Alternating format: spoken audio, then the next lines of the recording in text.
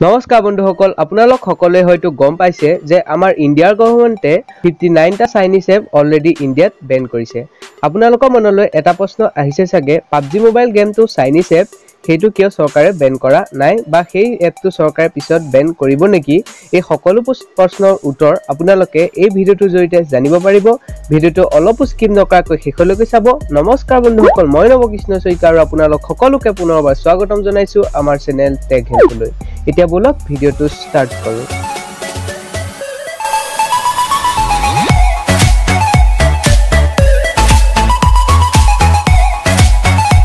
প্ৰথমে আমি PUBGৰ অৰিজিন চাবলৈ হলে PUBGৰ যেটো পিসি ৱে বনাইছিল তাৰ অৰিজিন হৈছে সাউথ কোৰিয়ান হেতু কোনো চাইনাৰ লগত কোনো সংগতি নাই কিন্তু যেটো PUBG মোবাইল বনাবলগিয়া হল হেতু বনাইছে চাইনাৰ এটা কোম্পানী এনচেন্ট গেমছ সেইভাবে যেটো PUBG মোবাইল হেতু সম্পূৰ্ণ এটা চাইনিজ এপ হৈ পৰিল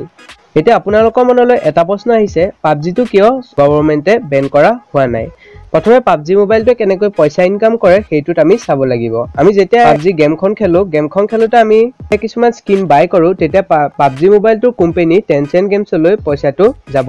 আমি যেতিয়া কোনো ধৰণৰ স্কিন বাই নকৰো তেতিয়া চাইনালৈ কোনো ধৰণৰ আমাৰ পইচা নাযাব এটো ভাবিও চৰকাৰে PUBG মোবাইলটো বেন নকৰিব পাৰে বা ইণ্ডিয়া গভৰ্ণমেণ্টে কিছুমান ৰিসাৰ্চ কৰি গম পালে যে PUBG গেমটোৰ পৰা আমাৰ কোনো ধৰণৰ পাৰ্সোনেল ডাটা লিক হোৱা নাই বা কোনো লিক হোৱাৰ সম্ভাৱনা নাথাকে সেইৱে PUBG মোবাইলটো বেন নকৰিব পাৰে বা চৰকাৰে আৰু এখন নতুন লিষ্ট উলিয়াই সেইখন লিষ্টত কিছুমান চাইনিজ এপ আৰু নতুনকৈ অন্তৰ্ভুক্ত কৰি সেইখিনি আকৌ বেন কৰাৰ কথা ভাবিব পাৰে সকল আশা কৰো আপোনালোকৰ মনত PUBG মোবাইলটোৰ বিষয়ে আহি থকা সকলো প্ৰশ্নৰ উত্তৰ এই ভিডিওটোৰ জৰিয়তে জানিব পাৰিলে